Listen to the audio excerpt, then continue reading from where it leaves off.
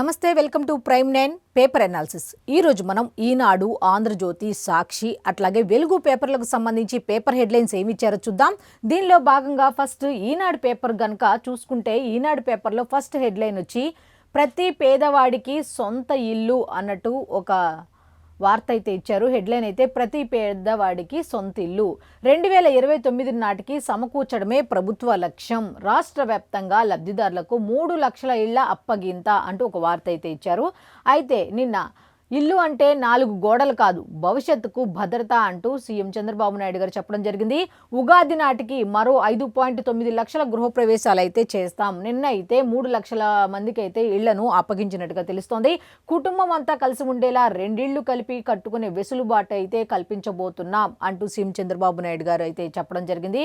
అయితే ఇల్లు అంటే 4 గోడలు కాదు, భవిష్యత్తుకు భద్రత. పేదలకు దేశంలో తొలిసారిగా పక్కా ఇళ్లు నిర్మించిన వ్యక్తి ఎన్టీఆర్. కూడు గూడు గుడ్డ నినాదంతో పుట్టిన పార్టీ టీడీపీ. ఇవాళ రాష్ట్రంలో 3 లక్షల ఇల్లు లబ్ధిదారులకు అప్పగిస్తున్నాం అంటూ అట్లాగే మళ్ళీ ఉగాది నాటికి 5.9 లక్షల ఇళ్లకు గృహప్రవేశాలు చేయిస్తాం. ప్రతి పేదవాడికి 2029 నాటికి సొంత ఇల్లు ఉండాలనేది ప్రభుత్వ లక్ష్యమని ముఖ్యమంత్రి నారా చంద్రబాబు నాయుడు గారు చెప్పడం జరిగింది. అయితే బుధవారం అంటే నిన్న అన్నమయ్య జిల్లా చిన్నమండెం మండలం దేవగుడిపల్లిలో పేదల ఇళ్ల గృహప్రవేశ కార్యక్రమంలో సీఎం పాల్గొని లబ్ధిదారులకు ఇంటి తాళాలు అప్పగించారు అంటూ ఒక వార్త అయితే ఉంది. అయితే నిన్న అనంతపురంలో దాదాపు 3 లక్షల ఇళ్లను లబ్ధిదారులకు అయితే అప్పగించడం జరిగింది. ఉగాది నాటికి ఇంకా 5.9 లక్షల గృహప్రవేశాలు అయితే చేస్తాము. ప్రతి పేదవాడికి సొంతింటి కలను సాకారం చేసే ఉద్దేశంతో మేమైతే ఈ విధంగా ముందుకు వెళుతున్నాం అంటూ సీఎం నారా చంద్రబాబు నాయుడు గారు అయితే చెప్పడం జరిగింది. దీనికి సంబంధించి ఇంకా ఏం చెప్పారు ఏంటి అనేది ఒకసారి చూద్దాం. విశాఖలో మరో డేటా సెంటర్ అంటే ఇంకొక వార్త అయితే ఉంది. 15,000 కోట్లతో ఏర్పాటు చేయనున్న టిల్మాన్ గ్లోబల్ హోల్డింగ్స్ మంత్రి లోకేష్ సమక్షంలో ఢిల్లీలో ఒప్పందం అంటూ ఒక వార్త అయితే ఉంది. అయితే ఇంకొకటి విశాఖలో ఇంకో డేటా సెంటర్ అయితే రాబోతోంది అన్నట్టుగా ఢిల్లీలో దీనికి సంబంధించి నారా లోకేష్ సమక్షంలో ఒప్పందం చేసుకున్నట్టుగా తెలుస్తుంది. అయితే కంప్లీట్ డీటెయిల్స్ అన్ని కూడా పేజ్ నెంబర్ 12లో ఉన్నాయి. నెక్స్ట్ ఇంకొక వార్త అయితే ఉంది, అది కూడా మనం చూద్దాం. ఢిల్లీ పేలుళ్లకు సంబంధించి దీని గురించి వివరంగా మాట్లాడుకోవాలి కాబట్టి ఇవన్నీ అయిపోయిన తర్వాత లాస్ట్లో దాని గురించి మాట్లాడుకుందాం. నెక్స్ట్ ఇంకొక వార్త ఉంది, చూద్దాం. నేను చేసింది తప్పైతే ఆమోదించిన వారిది తప్పేగా అని ఈయన అన్నారు అన్నట్టుగా వీళ్ళైతే ఇచ్చారు. ఇంకా ఏమేమి అన్నారు ఏంటనేది ఒకసారి చూద్దాం. నెయ్యి టెండర్ నిబంధనల మార్పుపై అప్పటి చైర్మన్ ఈవో కూడా సంతకాలు చేశారు. నా ఒక్కడి ప్రమేయం అయితే ఉండదు కదా, వాళ్ళది కూడా ఉంటుంది కదా. సిట్ విచారణలో టీటీడీ మాజీ ఈవో ధర్మారెడ్డి ఈ విధంగా చెప్పారంట. తప్పు అయితే చేశా, కానీ ఆ తప్పు నా ఒక్కడిదే అవ్వదు కదా అన్నట్టుగా చెప్పుకుంటూ వచ్చారంట. రెండో రోజు 7.5 గంటల పాటు సాగిన విచారణ. నిన్నైతే 7.5 గంటల పాటు విచారణ అయితే చేస్తే ఆయన చెప్పింది ఏంటంటే నా తప్పే జరిగింది, కానీ ఆ తప్పులో నేను ఒక్కడే భాగస్వామిని కాదు, వాళ్ళ ప్రమేయం లేకుండా ఏం జరగదు కదా అని ఈయన చెప్పినట్టుగా ఇందులో అయితే ఇచ్చారు. శ్రీవారి లడ్డూ తయారీకి కల్తీ నెయ్యి సరఫరా కేసులో టీటీడీ మాజీ ఈవో ఏవి ధర్మారెడ్డిని రెండో రోజు బుధవారం ప్రత్యేక దర్యాప్తు బృందం సిట్ ప్రశ్నించింది. ఉదయం 8:55 అలిపిరి భూదేవి కాంప్లెక్స్లోని సిట్ కార్యాలయానికి చేరుకున్న ధర్మారెడ్డి మధ్యాహ్నం భోజనానికి బయటకు రాలేదు. హోటల్ నుంచి ఆహారం తెప్పించుకున్నారు. తిరిగి మధ్యాహ్నం 3 గంటల నుంచి సాయంత్రం 5:30 వరకు విచారణ సాగింది. దాదాపు 7.5 గంటల పాటు ధర్మారెడ్డిని అధికారులు విచారించారు. అవసరమైతే మరోసారి పిలుస్తామని రావాలని చెప్పారు అంటూ కంప్లీట్ డీటెయిల్స్ పేజ్ నెంబర్ 3లో ఉన్నాయి. అయితే వీళ్ళు ఇచ్చిన డీటెయిల్ ప్రకారం, ఇక్కడ ఇచ్చిన డీటెయిల్ ప్రకారం అయితే 7.5 గంటల పాటు అయితే ఆయన విచారించినట్టుగా తెలుస్తుంది. అయితే దాంట్లో ఆయన మెయిన్గా చెప్పిన పాయింట్ ఏంటంటే తప్పైతే జరిగింది, నేనైతే నా ఒక్కడి ప్రమేయం కాదు, ఇందులో ఎవరెవరు ఉన్నారు అనేది కూడా ఆయన ఇండైరెక్ట్గానే డైరెక్ట్గా చెప్పారు. అప్పుడు చైర్మన్ ఈవో కూడా వాళ్ళ సంతకాలు చేస్తారు కదా, నా ఓను ఒక్కడిదే ప్రమేయం ఉండదు కదా అని చెప్పుకుంటూ వచ్చారు. ఇంకా ఏమన్నారు ఏంటి కంప్లీట్ డీటెయిల్స్ తెలియాలంటే లోపల పేజీ అంటే పేజ్ నెంబర్ 3లో కంప్లీట్ డీటెయిల్స్ ఉన్నాయి. నెక్స్ట్, తప్పు చేశాను మన్నించండి అంటూ ఏబి వెంకటేశ్వరరావు, జాస్తి కృష్ణకిషోర్లకు ప్రవీణ్ ప్రకాష్ బహిరంగ క్షమాపణ. ఇన్స్టా రీల్ విడుదల చేసిన మాజీ ఐఏఎస్ అధికారి. చూడండి, అధికారంలో ఉన్న వాళ్ళ మాటలు విని పక్క ఉద్యోగులని ఇబ్బంది పెడితే, అంటే వాళ్ళు ఏది చెప్పితే అది వింటే ఎంత ప్రమాదము, ఎంత ఇబ్బంది, తర్వాత అయినా సరే ఇబ్బందే అధికారులకి అనేది ఈ సంఘటనలు చూసి చెప్పొచ్చు. అసలు ఇంకా దీని కంప్లీట్ డీటెయిల్స్ ఏంటో ఒకసారి చూద్దాం. జగన్ ప్రభుత్వం కక్ష సాధింపుతో తీవ్ర ఇబ్బందులకు గురైన విశ్రాంత ఐపీఎస్, ఐఆర్ఎస్ అధికారులు ఏబి వెంకటేశ్వరరావు, జాస్తి కృష్ణకిషోర్లకు మాజీ ఐఏఎస్ అధికారి ప్రవీణ్ ప్రకాష్ బహిరంగ క్షమాపణలు చెప్పారు. ఆ హయాంలో అక్కడ ఉన్న అధికారుల ఒత్తిడి వల్లో, లేకపోతే మంత్రుల ఒత్తిడి వల్లో, లేకపోతే అధ్యక్షుల ఒత్తిడి వల్లో నేను కొన్ని రకాల తప్పులైతే చేశాను. దానివల్ల మీరు సామాజికంగా ఇబ్బంది పడ్డారు, కుటుంబ పరంగా ఇబ్బంది పడ్డారు, అనేక రకాలుగా ఇబ్బందులు పడ్డారు. అంటే ఆయన కూడా వీళ్ళకి ఫోన్లు చేసి నన్ను క్షమించండి అని క్షమాపణలు కోరారట. అలా పర్సనల్గా మీకు ఫోన్ చేసి నేను క్షమాపణలు కోరటం వల్ల ఉపయోగం లేదు, దాంతో సరిపోదు, ఉపయోగం కాదు కానీ దాంతో సరిపోదు, నేను బహిరంగ క్షమాపణ మిమ్మల్ని కోరుతున్నాను అన్నట్టుగా ఒక ఇన్స్టాలో ఒక రీల్ ఒకటి ఆయన మాట్లాడినట్టుగా ఆయన రిలీజ్ చేశారంట. ఇంకా ఏమున్నాయి అనేది ఒకసారి చూద్దాం. ఇదిగోండి, నేను చెప్పినట్టు వారిద్దరిని ఇప్పటికే ఫోన్లో క్షమాపణ కోరాను, కానీ అది సరిపోదు. వారికి బహిరంగ క్షమాపణ చెప్పడం ద్వారా నా అంతరాత్మను శుద్ధి చేసుకుంటున్నాను, అందరి ముందు నా తప్పు అనేది ఒప్పుకుంటున్నాను. నేను చేసింది తప్పే, కొన్ని రకాల ఒత్తిడికి లోబడి నేను అలా ప్రవర్తించింది తప్పే, దానివల్ల మీ ఇద్దరు ఇబ్బంది పడ్డారు. దీనిలో నా స్వార్థం కూడా ఉంది. అని స్వార్థం ఏంటి? ఇప్పుడు ఆయన పైనోళ్ళు చెప్పినట్టు చేయకపోతే ఏమవుతుంది అనేది అందరికీ తెలిసిందే. ఎంత చదువుకున్నోడైనా ఒకళ్ళ కింద పనిచేస్తే వాళ్ళు ఏది చెప్తే అది చేయాలి, లేకపోతే ఎవరికి నష్టం? అతనికే కదా. ఆ ఉద్దేశంతో అతను ఏం చెప్తున్నాడంటే, ఇందులో నా స్వార్థం, ప్రవీణ్ ప్రకాష్ గారు, ఇందులో నా స్వార్థం కూడా ఉంది అని ఆయన ఒప్పుకున్నట్టుగా తెలుస్తుంది. అయితే నేను చేసిన తప్పేమిటంటే అంటూ ఒక ఇన్స్టా రీల్ని విడుదల చేస్తారు. ఆయన చేసిన తప్పేంటంటే వాళ్ళ మాటలని వీళ్ళని ఇబ్బంది పెట్టడం అని డైరెక్ట్గా ఒప్పుకున్నట్టుగా తెలిసింది. ఒక్కసారిగా విలన్ అయిపోయాను, ఒక అధికారిగా నాకు ఆంధ్రప్రదేశ్లో 30 ఏళ్ల అనుభవం ఉంది. 2000 నుంచి 2004 వరకు గుంటూరు, అంటే ఇంకా ఎక్కడెక్కడ పనిచేశారు ఏంటి, ఆంధ్రప్రదేశ్తో ఉన్న ఆయనకున్న అనుబంధం, ఎన్ని సంవత్సరాల నుంచి ఎన్ని సంవత్సరాల వరకు పనిచేశారు, ఆయనకున్న అనుభవం, ఆంధ్రప్రదేశ్తో ఉన్న అనుభవాన్ని ఆయన చెప్పుకుంటూ వచ్చారు. అయితే కంప్లీట్ డీటెయిల్స్ పేజ్ నెంబర్ 12లో ఉన్నాయి. అయితే ఇక్కడ మనం మాట్లాడుకోవాల్సింది ఏంటి అంటే, నేను చేసిన తప్పేమిటంటే అంటూ ఆయన తప్పే ఒప్పుకున్నారు. ఏమని ఒప్పుకున్నారంటే, నేను మిమ్మల్ని ఇబ్బంది పెట్టా, అది నా తప్పే, కానీ ఎందుకు చేశాను అంటే నా స్వార్థం కూడా ఉంది. అంటే ఆయనకి ఏదో లాభం కాదు, ఆయనకి స్వార్థం. ఏంటి అంటే, పై వాళ్ళు చెప్పారు చెయ్యాలి, చేయకపోతే ఎవరికి నష్టం? ఆయనకే కదా. అందుకే నా స్వార్థం కోసం అలా చేయాల్సి వచ్చింది, నన్ను క్షమించండి అంటూ పర్సనల్గా ఫోన్ చేసి చెప్పడం జరిగిందంట. అలాగే బహిరంగంగా కూడా చెప్తే కానీ నా అంతరాత్మను నేను శాంతిపరచుకోలేను, నేను చేసిన తప్పుకి ప్రక్షాళన అంటూ ఏదైనా ఉందంటే బహిరంగంగా క్షమాపణ చెప్పాలి అంటూ ఒక రీల్ అయితే ఆయన విడుదల చేసినట్టుగా తెలుస్తుంది. అయితే ఇంకా ఏమన్నారు ఏంటి అనేది కూడా కంప్లీట్ డీటెయిల్స్ పేజ్ నెంబర్ 12లో ఉన్నాయి. అయితే మెయిన్ పేపర్కి వచ్చి ఉన్న హెడ్లైన్స్ ఇవి. నెక్స్ట్ ఇంకా ఒక వార్త అయితే ఉంది కదా, దీని గురించి మనం మాట్లాడుకోవాల్సిన అవసరం ఎంతైనా ఉంది. ఇప్పుడు ఒకసారి చూద్దాం. అసలు గురి ఎర్రకోట, వాళ్ళ టార్గెట్ ఏంటి అంటే ఎర్రకోట. దాని చుట్టూ జనవరిలో పదే రెక్కి చేశారంట. దానికోసం రిపబ్లిక్ డే వేడుకల్లో 26/11 తరహా విధ్వంసానికి కుట్ర. మొన్న రిపబ్లిక్ డే వేడుకల్లోనే ఇది జరగాల్సింది. విస్తృత బందోబస్తుతో అప్పుడు విఫలమైన ప్రయత్నం, అప్పుడు ఫెయిల్ అయ్యారు కాబట్టే ఇప్పుడు మళ్ళీ ఇంకో దానికి తెరతీశారనమాట. అయితే ఈ విధ్వంసం అంతా కూడా అప్పుడు 26/11 దాని తరహాలోనే ఏ విధంగా చేశారో అదే విధంగా మొన్న జనవరి 26కి జరగాల్సింది. ఒక రకంగా అక్కడ విస్తృతమైన బందోబస్తు, కట్టుదిట్టమైన బందోబస్తు ఉండటం వల్ల వాళ్ళు అనుకున్నది చేయలేకపోయారు అన్నట్టుగా ఇచ్చారు. ఈ డిసెంబర్ 6న పేలుళ్లకు ఉమర్ నబీ పన్నాగం అన్నట్టుగా ఇచ్చారు. అయితే ఈ డిసెంబర్ 6వ తారీఖు అయితే ఖచ్చితంగా చేసి తీరాల్సిందే అన్నట్టుగా ఒక పన్నాగాన్ని అయితే పనినట్టుగా తెలుస్తుంది. ఢిల్లీ పేలుడు దర్యాప్తులో పురోగతి, మరో కారు కోసం అన్వేషణ. ఈ ఒక కారే కాదు, ఇంకో కారు కూడా ఉంది. ఆ కారు కోసం ఇప్పుడు అన్వేషణ కూడా చేస్తున్నట్టుగా తెలుస్తోంది. డిసెంబర్ 6నే ఎందుకు అనే దాని మీద మనం మాట్లాడుకోవాల్సిన అవసరం ఉంది. అయితే అది మాట్లాడుకునే ముందు ఇంకా డీటెయిల్స్ ఏమి ఇచ్చారు ఏంటి అనేది ఒకసారి చూద్దాం. చారిత్రాత్మక ఎర్రకోట వద్ద ఈ ఏడాది గణతంత్ర దినోత్సవం రోజు పెను విధ్వంసానికి పాల్పడాలని డాక్టర్ ముజ్మిల్ గనాయి పదే ప్రయత్నం చేశాడా? అప్పటికే అక్కడ గట్టి బందోబస్తు ఉండటంతో ఆ ప్రయత్నాలు విఫలమయ్యాయా? దీంతో వచ్చే నెల 6న భారీ ఉగ్రదాడులకు పాల్పడాలని పన్నాగం పన్నారా? దర్యాప్తు సంస్థలకు దొరికిన పక్కా ఆధారాలు అవుననే సమాధానం ఇస్తున్నాయి. మొన్న రిపబ్లిక్ డే జనవరి 26నే అసలు మొత్తం అక్కడ అసలు అప్పుడే అంతా చేయాలని పన్నాగం పన్నారు, కానీ భారీ బందోబస్తు వల్ల అది ఫెయిల్ అయ్యింది అంటూ చెప్పుకుంటూ వచ్చారు. నెక్స్ట్ ఇంకో విషయం ఏంటంటే, దర్యాప్తు సంస్థలకు దొరికిన పక్కా ఆధారాలు ఏం చెప్తున్నాయంటే ఖచ్చితంగా అది అవును, అది నిజమే, ఆ విధంగానే ప్లాన్ చేశారు అని చెప్తున్నారు.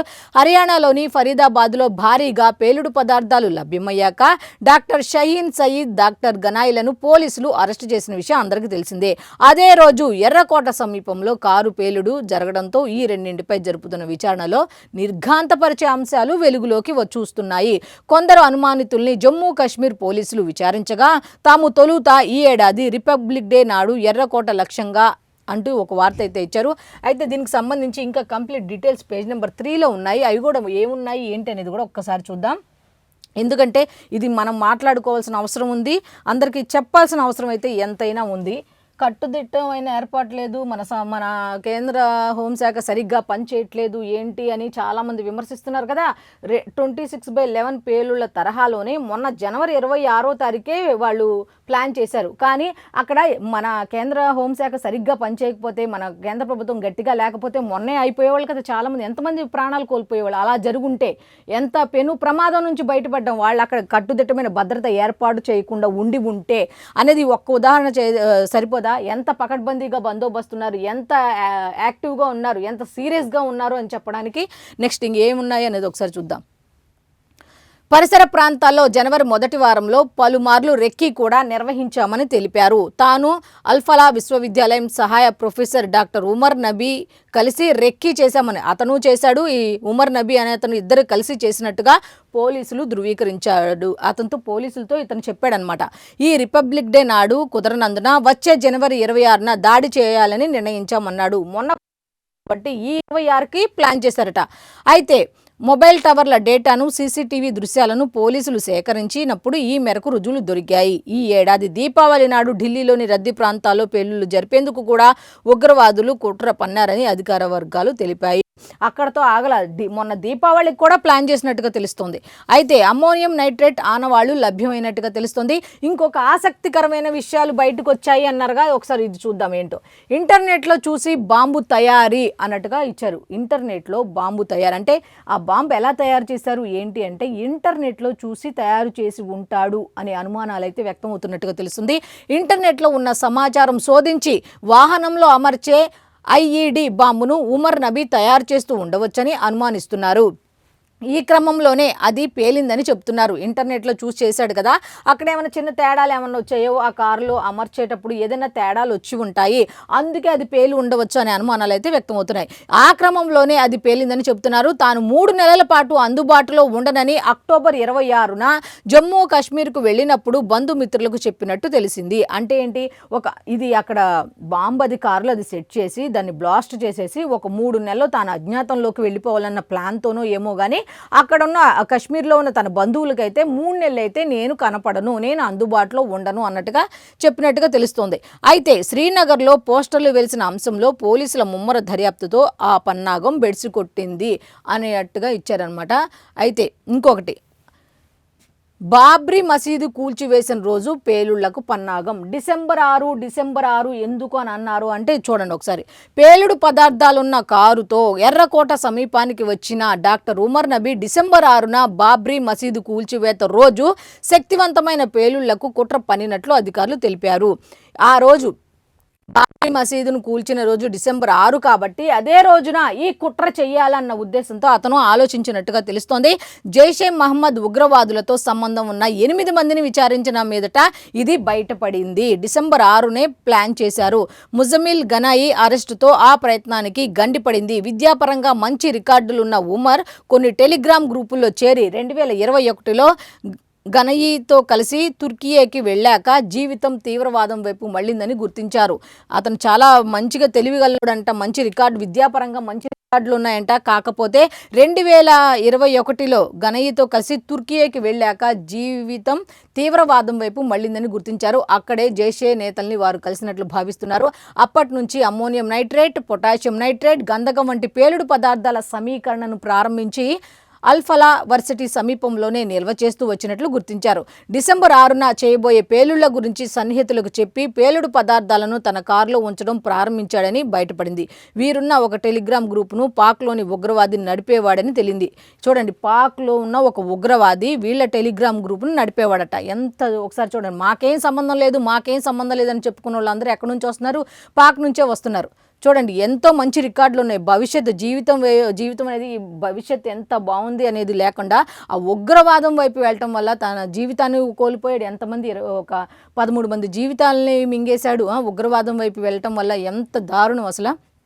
చదువుకున్న చదువు ఏమిటి అనేది కూడా గమనించకుండా ఈ ఉగ్రవాదం వైపు మళ్ళటంలో వాళ్ళ జీవితాన్ని కోల్పోవడం కాదు, ఇంకా 10 మంది జీవితాలను నాశనం చేస్తూ ఈ విధంగా తయారవుతున్నారు. ఓ చదువుకోని వ్యక్తి అలా తయారవుతున్నాడంటే తెలిసి తెలియక చేస్తున్నాడులే అనుకోవచ్చు, కానీ చదువుకుని మంచి రికార్డులు ఉన్నాయంట అతనికి, కానీ ఏం ఉపయోగం? ఉగ్రవాదం వైపు మళ్ళీ అసలు ఈ విధంగా తయారయ్యాడు. అయితే వాళ్ళ కుట్రలు బయటపడ్డాయి కాబట్టి సరిపోయింది, లేకపోతే ఎలాంటి దారుణాలు జరిగి ఉండేవి ఒక్కసారి ఆలోచించుకుంటేనే ఒక భయానకమైన దృశ్యాలు మన కంటికి కనపడుతూ ఉంటాయి.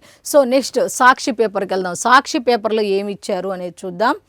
నెక్స్ట్ సాక్షి పేపర్లో ఫస్ట్ వచ్చి కట్టలు తెగిన ప్రజాగ్రహం అంటూ నిన్న పీపీపీ విధానం మెడికల్ కాలేజీని ప్రైవేట్ పరం చేయొద్దు అంటూ మెడికల్ కాలేజీల ప్రైవేటీకరణపై రాష్ట్ర వ్యాప్తంగా నిరసనలు జరిగినట్టుగా వీళ్ళైతే సాక్షి పేపర్లో ఇచ్చారు.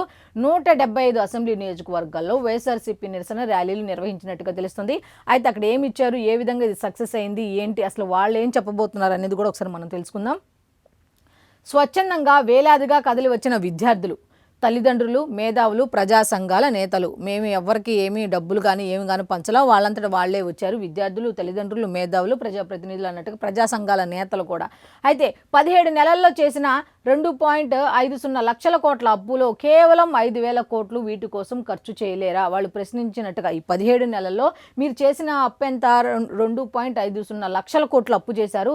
దాంట్లో 5,000 కోట్లు ఈ వైద్య విద్యకి, ఈ వైద్య కళాశాలలకు మీరు ఖర్చు చేయలేరా అని వాళ్ళు ప్రశ్నించినట్టుగా తెలుస్తుంది. పేదలకు సూపర్ స్పెషాలిటీ వైద్యం అందకుండా చేస్తారా? ప్రైవేట్ పరం చేస్తే ఆ సేవలు ఎలా అందుతాయి? పేద విద్యార్థులకు వైద్య విద్యను దూరం చేస్తారా? పేద విద్యార్థులు ఎలా చదువుకుంటారు? తక్షణమే మెడికల్ కాలేజీల ప్రైవేటీకరణను విరమించుకొని ప్రభుత్వ రంగంలోనే నిర్మించాలి. ఆ పీపీపీ విధానాన్ని రద్దు చేయండి. ఈ మెడికల్ కాలేజీలన్నీ కూడా ప్రభుత్వ ఆధీనంలోనే ఉండాలి, ఆ విధంగానే మీరు నిర్మించండి అన్నట్టుగా చెప్పడం జరిగింది. ఇంకా ఏంటంటే ప్రజాగ్రహ జ్వాలల్లో చంద్రబాబు సర్కారు కొట్టుకుపోతుందంటూ నినాదాలు. ప్రజలకు ఆగ్రహం తెప్పిస్తే ఆ జ్వాలల్లో చంద్రబాబు సర్కారు కొట్టుకుపోతుంది అంటూ నినాదాలు చేశారట. అయితే తరలి వచ్చిన వారితో కలిసి అధికారులకు డిమాండ్ పత్రాలు అందజేసిన వైఎస్ఆర్సీపీ నేతలు వాళ్ళతో కలిసి ఎవరైతే వద్దు, ఈ పీపీ విధానం అయితే వద్దు అని అనుకుంటూ వచ్చారో విద్యార్థులు కానీ, తల్లిదండ్రులు కానీ, ప్రజా సంఘాల నేతలు కానీ ఎవరైతే వచ్చారో వాళ్ళందరితో పాటు వైఎస్ఆర్సీపీ నేతలు కూడా వెళ్ళి అధికారులకు వాళ్ళు ఏమైతే కోరుకుంటున్నారో ఆ పత్రాలు ఇవ్వడం జరిగిందంట. అయితే పోలీసుల నోటీసులు, బెదిరింపులకు ఏ మాత్రం లొంగకుండా వైఎస్ఆర్సీపీ నేతలతో కలిసి కథం తొక్కిన జనం. ప్రభుత్వంపై వెల్లువెత్తుతున్న ప్రజా వ్యతిరేకతకు నిరసన ర్యాలీలు మరోసారి అద్దం పట్టాయంటున్న రాజకీయ పరిశీలకులు అంటూ ఈ విధంగా నిన్నైతే ఏం జరిగింది ఏంటి అనే దాని మీద కంప్లీట్ డీటెయిల్స్ అయితే ఇవ్వడం జరిగింది. అయితే ఇంకా లోపల డీటెయిల్స్ ఉన్నాయి, అవి ఏంటంటే 2-3 పేజీల్లో ఉన్నాయి. నెక్స్ట్ ఇంకొక వార్త ఉంది, అది కూడా ఏంటో చూద్దాం. ఇది ప్రజా విజయం అంటూ ఒక వార్త అయితే ఉంది. అయితే ఏమిటి ఆ విజయం అనేది కూడా ఒకసారి చూద్దాం. నియోజకవర్గాల్లో నిరసన ర్యాలీలకు విశేష స్పందన. అయితే ఇది ప్రజా విజయం ఎందుకు అన్నాను అంటే అంటూ అన్ని నియోజకవర్గాల్లో నిరసన ర్యాలీలు చక్కగా మంచిగా స్పందన వచ్చింది అన్నట్టుగా ఇచ్చారు. వైఎస్ఆర్సీపీ అధ్యక్షులు మాజీ సీఎం వైఎస్ జగన్ ఒక మాట అన్నారట. అయితే ఈ పీపీపీ విధానానికి వ్యతిరేకంగా నిర్వహించిన ర్యాలీలు అయితే విజయవంతంగా జరిగాయి, దానికి సంబంధించి విశేష స్పందన అయితే వచ్చింది అన్నట్టుగా. అయితే మెడికల్ కాలేజీల ప్రైవేటీకరణకు వ్యతిరేకంగా ప్రజల చారిత్రాత్మక ఉద్యమం అంటూ విద్యా వైద్య వ్యవస్థలను కాపాడుకోవాలన్న వారి సంకల్పానికి నిదర్శనం. ప్రజలు తమ ఆగ్రహాన్ని, ఆవేదనను స్పష్టంగా వ్యక్తపరిచారు. స్వలాభం కోసం కాకుండా సమాజ భవిష్యత్తు కోసం నిలబడ్డారు. అడ్డంకులు ఎదురైనా ఎక్కడా ఒక్క అడుగు కూడా వెనక్కు వేయలేదు.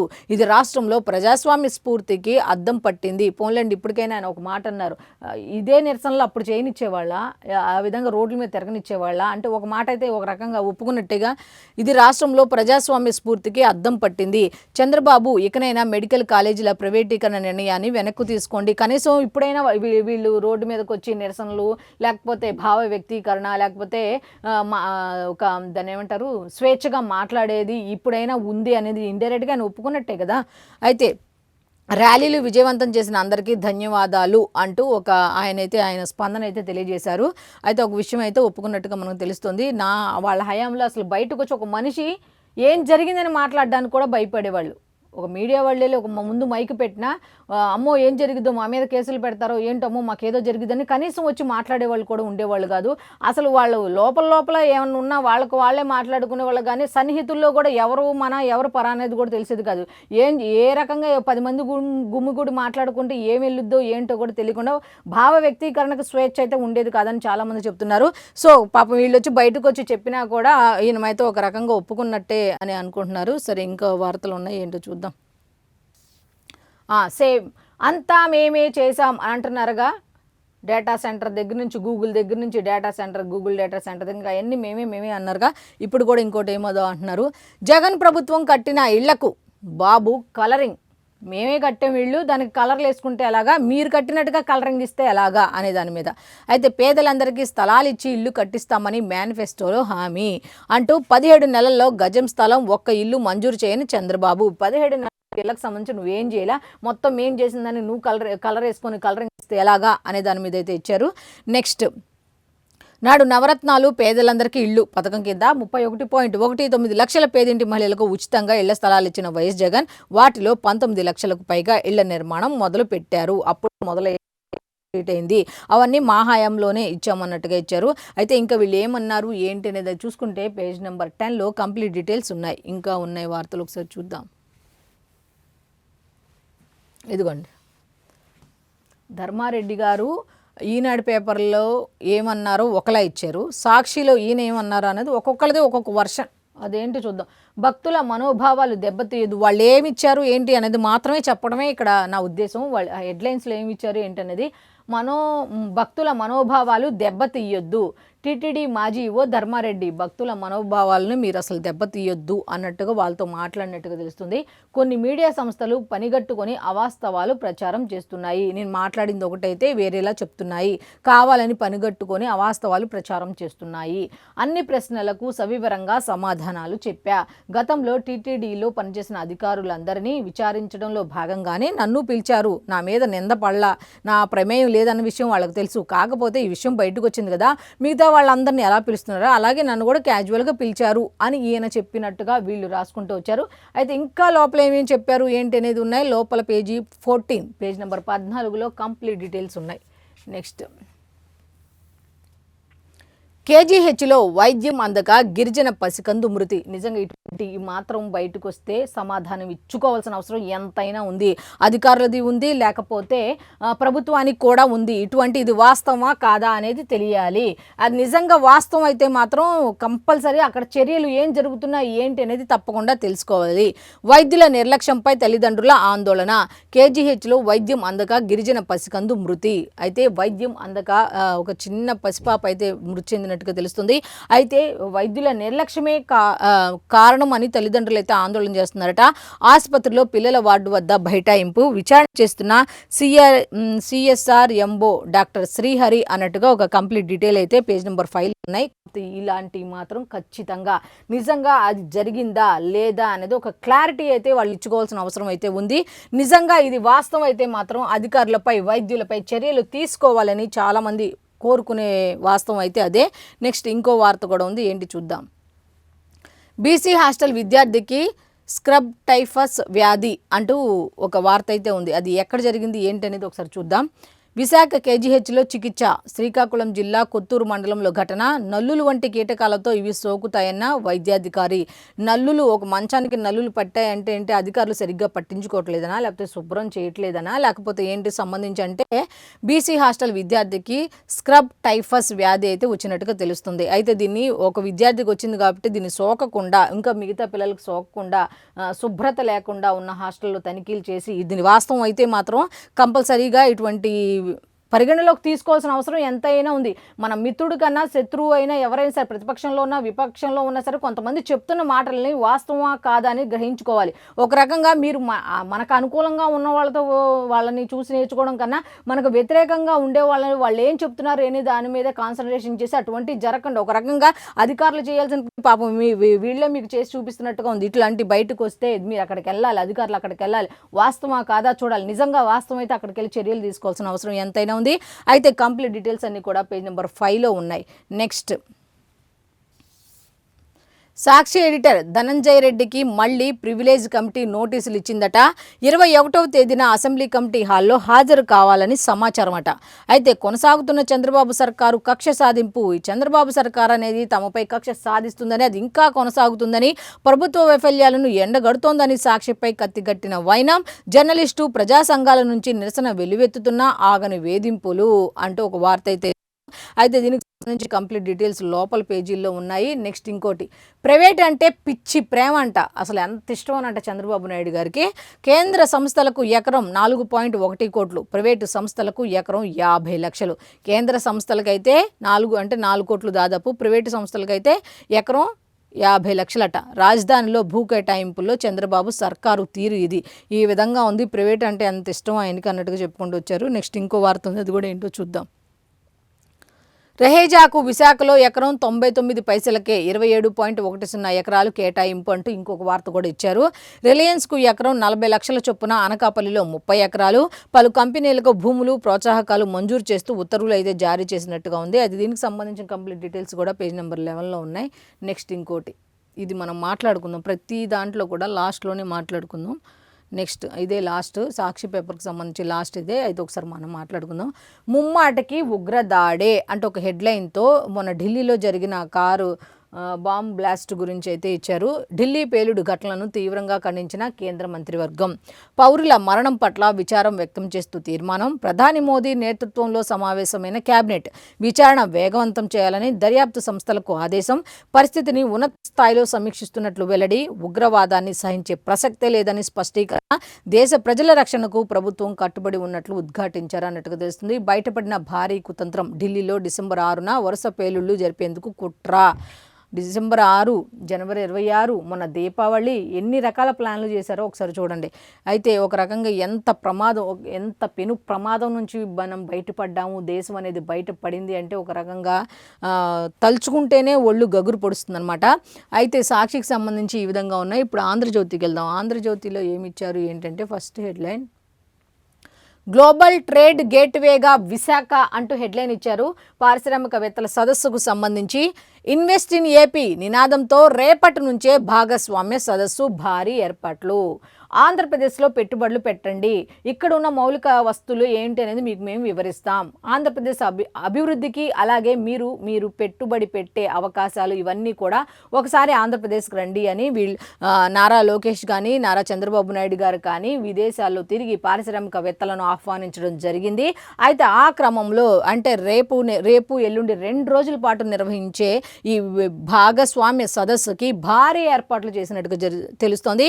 నెక్స్ట్, భారీగా పెట్టుబడులు, ఉద్యోగాలే లక్ష్యం. వాళ్ళ లక్ష్యం ఒకటే, భారీగా పరిశ్రమలు వస్తే ఉద్యోగాలు ఎక్కువగా వస్తాయి కదా, పెట్టుబడులు కూడా పెడితేనే కదా వచ్చాయి అన్నట్టుగా విశాఖ చేరుకున్న సీఎం చంద్రబాబు సదస్సు ముగింపు వరకు అక్కడే భారత్ ఫోర్జ్ వైస్ చైర్మన్తో భేటీ అన్నట్టుగా ఒక వార్త అయితే ఉంది. $1 ట్రిలియన్ పెట్టుబడులే లక్ష్యం, ఏపీలో డబుల్ ఇంజన్ బుల్లెట్ ట్రైన్ సర్కార్. విశాఖ పెట్టుబడుల సదస్సుకు 45 దేశాల నుంచి 300 మంది ప్రతినిధులు, G20 దేశాల ప్రతినిధులు కూడా అంటూ లోకేష్ చెప్పడం జరిగింది. నేటి ఉదయం 9కి సంచలన పెట్టుబడి ప్రకటన, ఎక్స్లో మంత్రి ఆసక్తికర పోస్ట్. అయితే ఈరోజు ఉదయం అయితే ఒక పెద్ద పెట్టుబడికి సంబంధించిన ప్రకటన అయితే నేను రిలీజ్ అయిపోతున్నాను అన్నట్టుగా చెప్పడం జరిగింది. ఒక విషయాన్ని అయితే నేను చెప్పబోతున్నాను అంటూ ఆయన ఎక్స్లో ట్వీట్ చేసినట్టుగా తెలుస్తోంది. అయితే దీనికి సంబంధించిన వార్త ఇదైతే. కంప్లీట్ డీటెయిల్స్ పేజ్ నెంబర్ 14లో ఉన్నాయి. నెక్స్ట్ ఇంకొక వార్త ఉంది, అది కూడా ఏంటో చూద్దాం. కల్తీలో కీలక పాత్రధారి వైవి సుబ్బారెడ్డే అంటూ ఒక్కొక్కటిగా బయటపడుతున్న ఆధారాలు అంటూ ఒక వార్త అయితే ఉంది. అయితే దీనికి సంబంధించి పాలక మండలిలో కొందరు సభ్యులు కూడా ఉన్నారు, దీంట్లో పాలక మండలి సభ్యులు కూడా ఉన్నారు అంటూ ధర్మారెడ్డి చెప్పడం జరిగింది. వాళ్ళు చెప్పినట్లు చేయాలని ఉన్నత స్థాయి నుంచి ఆదేశాలు, వాళ్ళు ఏం చెప్తున్నారో అవి చేయండి అన్నట్టుగా పైనుంచి మాకు ఆదేశాలు వచ్చాయి. దాంతో మిన్నకుండిపోయానన్న టీటీడీ మాజీ ఈవో. ఇంకా నేను చేసేది ఏముంది, వాళ్ళు చెప్పారు కాబట్టి నేను చేశాను. తిరుమల కల్తీ నెయ్యి కేసులో వరుసగా 2వ రోజు సుదీర్ఘ విచారణ. సింఘాల్ జవహర్ రెడ్డిని ప్రశ్నించరేమంటూ ఎదురు ప్రశ్నలు. నేను ఒక్కడనేనా, అది ఏదో అంటారు కదా, 2 దొంగలు దొంగతనానికి వెళ్తే వాడు ఒక్కడే పట్టుబడితే నేను ఒక్కడనే కాదు దొంగతనానికి వచ్చింది, ఇంకోటి కూడా ఉన్నాడని చెప్తారు. అలాగా నేను ఒక్కడేనా, సింఘాల్ని జవహర్ రెడ్డిని కూడా మీరు ఎందుకు ప్రశ్నించరు అని ఈయన అడిగినట్టుగా వీళ్ళైతే ఇచ్చారు. అయితే కంప్లీట్ డీటెయిల్స్ కూడా పేజ్ నెంబర్ 12లో ఉన్నాయి. నెక్స్ట్, సింగాలు అయితే మౌనంగా ఉన్నట్టుగా అని ఇక్కడ వీళ్ళు ఇచ్చారు. అయితే దీనికి సంబంధించి పేజ్ నెంబర్ 12లో ఉన్నాయి డీటెయిల్స్. అయితే నెక్స్ట్ ఇంకోటి 2029 కల్లా ప్రతి పేదవాడికి సొంత ఇల్లు, వచ్చే ఉగాదికి 5.90 లక్షల గృహప్రవేశాలు అయితే చేస్తామని నేను అనంతపురంలో కొంతమందికి ఇళ్ళు అయితే ఇచ్చినట్టుగా తెలుస్తుంది. గృహప్రవేశాలు సామూహిక గృహప్రవేశాలు చేసినట్టుగా తెలుస్తుంది. అయితే ఉగాదికి అయితే మాత్రం 5.90 లక్షల గృహప్రవేశాలు అయితే మేము చేయిస్తాం అన్నట్టుగా ఒక వార్త అయితే ఉంది. కంప్లీట్ డీటెయిల్స్ లోపల పేజీల్లో ఉన్నాయి. నెక్స్ట్ ఇంకోటి ఉంది చూద్దాం. సచివాలయాల పాలన పట్టాలెక్కించాలి. ఇది ఏంటి అంటే సచివాలయ వ్యవస్థను జగన్మోహన్ రెడ్డి గారు తీసుకొచ్చిన విషయం వాస్తవమే. మరి కాకపోతే అప్పట్లాగా ఏ విధంగా సచివాలయ వ్యవస్థ ఉందో ఇప్పటికీ అలాగే ఉంది. ఇది సేమ్ ఇలాంటిదే నిన్న కూడా ఒక వార్త వచ్చింది. అలా కానీ దాంట్లో మార్పులు చేయాల్సిన అవసరం ఉంది. అప్పట్లా కాకుండా ఇప్పుడు కూడా దానిలో ప్రక్షాళన చేయాలి. పనితీరు కూడా అప్పుడు ఎలా ఉందో దానికన్నా మెరుగుపరచాలి, ఇంకా మార్పులు తీసుకురావాలి అనే దాని మీద అయితే ఇక్కడ వార్త అయితే ఉంది. అది ఇక్కడ ఈరోజు మనం ఆంధ్రజ్యోతి చూసుకుంటూ ఉన్న హెడ్లైన్స్. నెక్స్ట్ వెలుగుకి వెళ్ళిపోతాం. వెలుగులో ఏమిచ్చారు అంటే ఫస్ట్ హెడ్లైన్ ఏమిచ్చారు అంటే చూద్దాం. ఇందిరమ్మ ఇండ్ల నిర్మాణంలో 3 జిల్లాలు టాప్ లిస్టులో ఉన్నట్టుగా తెలుస్తోంది. రాష్ట్ర వ్యాప్తంగా 3.69 లక్షల ఇండ్లకు శాంక్షన్ లెటర్స్ ఇచ్చారట. వీటిలో ఇప్పటి వరకు 2.33 లక్షల ఇండ్లు గ్రౌండింగ్. 40% లోపు ప్రోగ్రెస్ రిపోర్ట్లో ఉన్న జిల్లాలపై గృహ నిర్మాణ శాఖ స్పెషల్ ఫోకస్, పనులు స్పీడప్ చేసేందుకు చర్యలు తీసుకుంటున్నట్టుగా తెలుస్తోంది. జనగామ, ఖమ్మం, యాదాద్రి భువనగిరిలో 70% ప్రోగ్రెస్. అయితే 3 జిల్లాలు అయితే ఇందిరమ్మ ఇళ్లకు సంబంధించి 3 జిల్లాలు అయితే టాప్ లిస్టులో ఉన్నాయి. అవేంటి అంటే జనగామ, అలాగే ఖమ్మం, యాదాద్రి భువనగిరిలో 70% అయితే ప్రోగ్రెస్లో ఉన్నాయి అన్నట్టుగా దీంట్లో ఇవ్వటం జరిగింది. నెక్స్ట్ ఇంకొక వార్త. అమ్మ పాడే జోలపాటే ఆరోగ్యానికి తొలిమెట్టు. అంటే ఇప్పుడు చాలామంది ఇది చూడంగానే ఏమనుకుంటారంటే అసలు అమ్మలకు టైం ఉంటుందా, ఈ విధంగా జోలలు పాడటం, ఈ విధంగా ఏదో ఇంక చాలా ఇచ్చారు. జోల పాట పాడడం, నూనెతో మాలిష్, జోల పాడుతూ ఉయ్యాల ఊపితే పిల్లల్లో చురుకైన మెదడు వస్తుందట. అయితే ఈ కాలంలో ఎవరైనా చేస్తున్నారంటే చాలామంది చెప్పే మాట ఏంటంటే ఎవరు చేస్తున్నారని ఎవరి కాళ్ళు ప్రశ్నించుకుంటే బెటర్ అని. కాకపోతే అది చేయటం వల్ల పిల్లలకి మంచిగా నిద్ర వస్తుందంట, మైండ్ కూడా బాగా మంచిగా యాక్టివ్ అవుతుంది అనేటట్టుగా ఇచ్చారనమాట. అయితే ఖరీదైన ట్రీట్మెంట్ల కంటే ఇంట్లో చిట్కాలే చిన్నారుల ఎదుగుదలకు బెస్ట్, చైల్డ్ కేర్లో పాత పద్ధతులే భేష్, ఇంటర్నేషనల్ స్టడీలో వెల్లడి. ఎవరైనా చెప్పేది ఓల్డ్ ఈజ్ గోల్డ్ అనే చెప్తారు. తెలంగాణ సహా దేశవ్యాప్తంగా పలు రాష్ట్రాల్లో అధ్యయనం చేసిన తర్వాత ఏం చెప్పారు అంటే ఓల్డ్ ఈజ్ గోల్డ్, పాత పద్ధతులే కరెక్ట్ అన్నట్టుగా చెప్పుకుంటూ వచ్చారు. అయితే కంప్లీట్ డీటెయిల్స్ పేజ్ నెంబర్ 5లో ఉన్నాయి. నెక్స్ట్ ఇంకొకటి చూద్దాం. స్థానిక ఎన్నికలపై త్వరలో నిర్ణయం అంటూ 1-2 రోజుల్లో సీఎంతో చర్చిస్తామంటూ మహేష్ గౌడ్ చెప్పడం జరిగింది. హైకోర్టు తీర్పు ప్రకారం ముందుకు వెళ్తాం అన్నట్టుగా చెప్పడం జరిగింది. దీనికి సంబంధించి కొన్ని డీటెయిల్స్ అయితే ఉన్నాయి. అయితే కంప్లీట్గా కూడా అన్ని డీటెయిల్స్ పేజ్ నెంబర్ 2లో ఉన్నాయి. నెక్స్ట్ ఇంకొకటి. ఢిల్లీలో సీఎం రేవంత్ నేడు ఇండో యుఎస్ సమ్మిట్ ప్రతినిధులతో భేటీ అన్నట్టుగా ఆయన ఢిల్లీ పర్యటనలో ఉన్నట్టుగా తెలుస్తుంది. రాష్ట్రానికి పెట్టుబడులే లక్ష్యంగా కీలక ఈ మీటింగ్ అయితే జరగబోతున్నట్టుగా తెలుస్తుంది. అనంతరం పార్టీ పెద్దలతోనూ సమావేశమయ్యే ఛాన్స్ ఉందట. సాయంత్రం తిరిగి మళ్ళీ హైదరాబాద్కి చేరుకుంటారట. అయితే ఆయన అయితే 2 రోజులు ఈరోజు నిన్న చేరుకున్నారు. ఈరోజు అయితే ఆ మీటింగ్ ఉందట. అయితే సాయంత్రం మళ్ళీ తిరిగి హైదరాబాద్ వస్తారు అన్నట్టుగా తెలుస్తుంది. అయితే ఇండో యుఎస్ సమ్మిట్ ప్రతినిధులతో అయితే భేటీ అవుతారు, పెట్టుబడులే లక్ష్యంగా అన్నట్టుగా ఒక వార్త అయితే ఉంది. నెక్స్ట్ ఇంకోటి.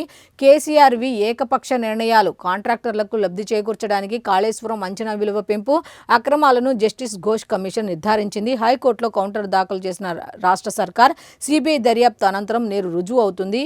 కేసీఆర్ పిటిషన్ను కొట్టివేయాలని విజ్ఞప్తి అంటూ కంప్లీట్ డీటెయిల్స్ అన్ని కూడా లోపల పేజీలో ఉన్నాయి.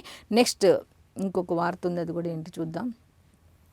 ఇదేనా బంగారు తెలంగాణ అంటూ కవిత ప్రశ్నించినట్టుగా తెలుస్తుంది. నీళ్లు, నిధులు, నియామకాల కోసం తెలంగాణ తెచ్చుకుంటే 12 ఏండ్లలో నల్గొండకు కృష్ణా జలాలు ఎందుకు రాలే? 12 ఏండ్లలో అంటే ఆ 12 ఏండ్లలో ఈవిడ ఎవరిని ప్రశ్నిస్తున్నట్టు అనేది ఇక్కడ డైరెక్ట్గా ఇవ్వలేదు కవిత. ప్రాజెక్టుల వద్దకు వెళ్తే భూ నిర్వాసితులు కన్నీళ్లు పెడుతున్నారు, వారి సమస్యలు పట్టించుకోకుంటే సీఎం ఇంటి ముందు ధర్నా చేస్తా. ఓకే, కరెక్ట్, ధర్నా చేస్తున్నారు. మీరు ఇక్కడేం 12 ఏండ్లు అన్నారు. 12 ఏళ్ళు అంటే అప్పుడు ఎవరున్నారు ఏంటి అనేది కూడా ఒకసారి చూసుకోవాలిగా. నెక్స్ట్ దీనికి సంబంధించి కంప్లీట్ డీటెయిల్స్ పేజ్ నెంబర్ 3లో ఉన్నాయి. నెక్స్ట్ అమెరికాలో టాలెంట్ ఉన్నోళ్ళు తక్కువే, ఫోన్లో ఎప్పటికైనా ఒప్పుకున్నారు ఈయన ట్రంప్.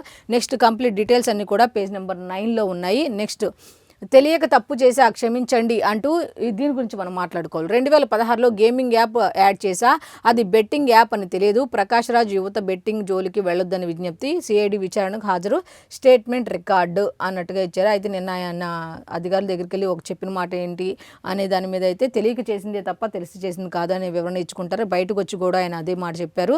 నెక్స్ట్ దీనికి సంబంధించి కంప్లీట్ డీటెయిల్స్ పేజ్ నెంబర్ 5లో ఉన్నాయి.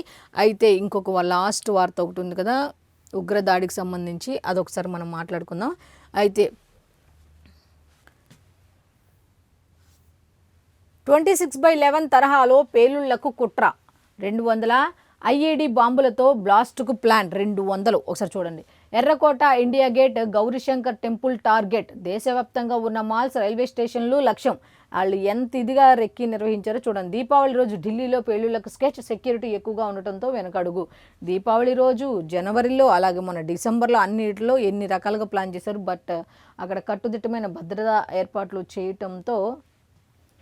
నెక్స్ట్ ఇంకోటి, రైజిన్ తయారీ కేసులో ఎన్ఐఏ ఎంట్రీ. ఆముదంకి సంబంధించిన గింజల నుంచి తయారు చేశారు కదా, దానికి సంబంధించితో ఎన్ఐఏ అయితే ఎంట్రీ ఇచ్చినట్టుగా తెలిసింది. అది దీనికి సంబంధించిన కంప్లీట్ డీటెయిల్స్ అన్ని కూడా పేజ్ నెంబర్ 2లో ఉన్నాయి. సో ఇప్పటి వరకు మనం ఈనాడు, ఆంధ్రజ్యోతి, సాక్షి, అలాగే వెలుగుకు సంబంధించిన పేపర్ హెడ్లైన్స్ ఏమి ఇచ్చారు ఏంటి అనేది చూసాం. సో ఇది ఈనాటి పేపర్ అనాలిసిస్. మళ్ళీ రేపటి పేపర్ అనాలిసిస్లో కలుద్దాం. అంతవరకు సెలవు, నమస్కారం.